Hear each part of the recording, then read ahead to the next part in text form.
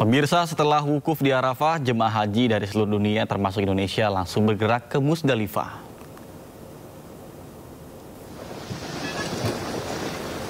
Jemaah haji menggunakan bus yang bolak-balik menjemput jemaah dari Arafah ke Musdalifah. Setibanya di Musdalifah, jemaah haji Indonesia langsung melakukan mabit atau bermalam. Musdalifah merupakan tempat bermalamnya Rasulullah saat melaksanakan haji. Peristiwa ini kemudian menjadikan mabit Musdalifah salah satu rangkaian ibadah haji. Ada beberapa amalan yang bisa dilakukan jemaah haji di Musdalifah. Di antaranya ialah mengumpulkan kerikil untuk melempar jumroh akobah di Mina, sholat maghrib dan isya, berzikir hingga berdoa.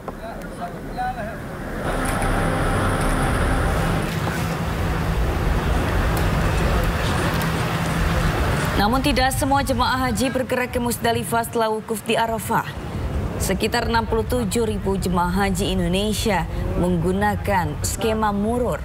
Skema murur adalah momen jemaah haji Indonesia berangkat dari Arafah menuju Mina tanpa turun dari bus saat melintasi Musdalifah. Hanya beberapa kategori jemaah yang diizinkan menggunakan skema murur, yakni jemaah lanjut usia, sakit, dan disabilitas. Setibanya di Mina, jemaah haji akan melempar jumroh di Aqobah Jamarat. Setelah itu, jemaah melakukan tahalul awal, tawaf ifadah, sa'i, tahalul, dan tawaf wadah.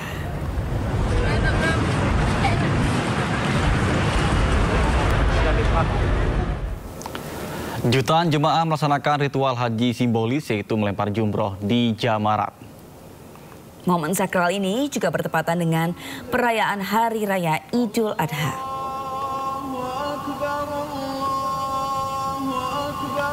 Lebih dari 1,6 juta jemaah melaksanakan ritual terakhir dalam ibadah haji, yaitu melempar jumroh seiring dimulainya perayaan Idul Adha di seluruh dunia Jumat pagi waktu setempat.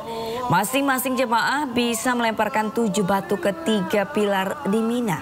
Ketiga pilar melambangkan setan di kompleks Jamarat Mina dekat Mekah. Ritual melempar jumroh menandai penolakan Nabi Ibrahim terhadap godaan setan yang berusaha mencegahnya untuk mentaati perintah Allah Subhanahu wa Ta'ala. Seperti Nabi Ibrahim, bagi jemaah lempar jumroh bukan hanya sekedar ritual fisik, juga sebagai wujud perlawanan terhadap godaan setan.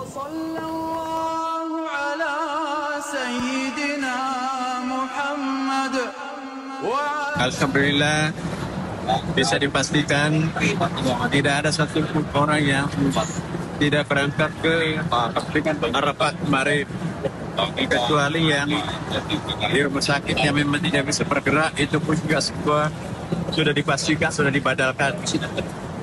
Yang sakit juga sudah melalui proses safari hukum. Dan tidak ada pun juga yang tidak melakukan safari hukum bagi mereka yang sakit, yang sudah berusia lanjut dan difabel. Alhamdulillah tadi pagi jam 9 lewat sedikit, semua jamaah haji kita bersih, tidak ada lagi yang tertinggal di Musdalifah sebelum matahari terik. Dan semuanya alhamdulillah sudah masuk dalam tema, walaupun ada yang salah masuk tenda, tapi yang penting aman dulu, ya, masuk di tenda ber-AC, makan, minum, dan kemudian setelah itu melakukan pelemparan jamarat. Ribuan jemaah haji dari seluruh dunia menghadiri sholat Idul Adha yang digelar di Masjidil Haram Mekah, Arab Saudi pada Jumat pagi. Masjidil Haram yang dipenuhi jemaah yang khusyuk melaksanakan sholat Idul Adha 1446 Hijriah. Sholat Idul Adha berlangsung pada Jumat pagi pukul 5.52 waktu Arab Saudi. Syekh Maher bin Hamad Al-Muakli menjadi khotib dan imam sholat Idul Adha di Masjidil Haram. Sebagian besar jemaah haji juga memadati kompleks Masjidil Haram sejak dini hari untuk melaksanakan tawaf ifadah sebagai salah satu rukun haji.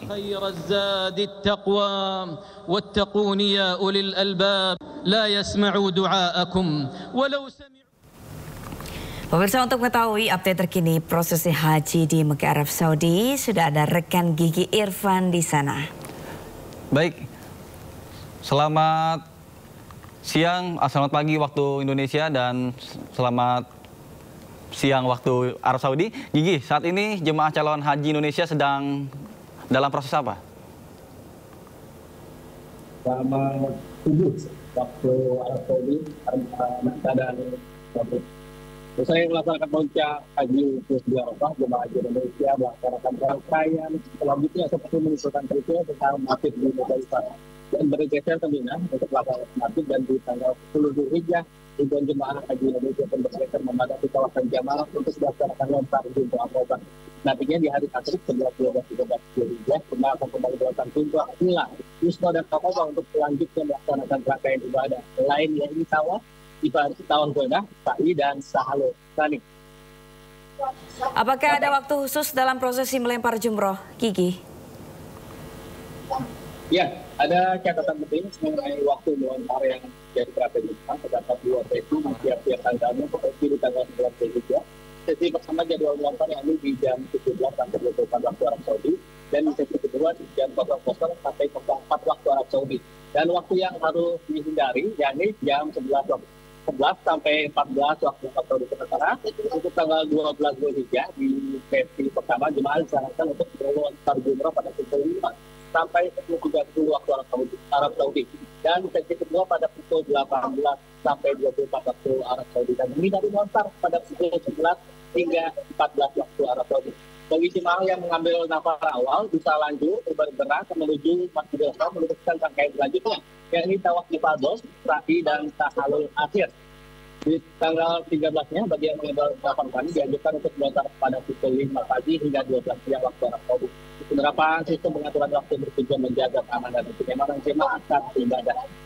Lalu apa yang harus diperhatikan jemaah saat melontar jumroh, Gigi?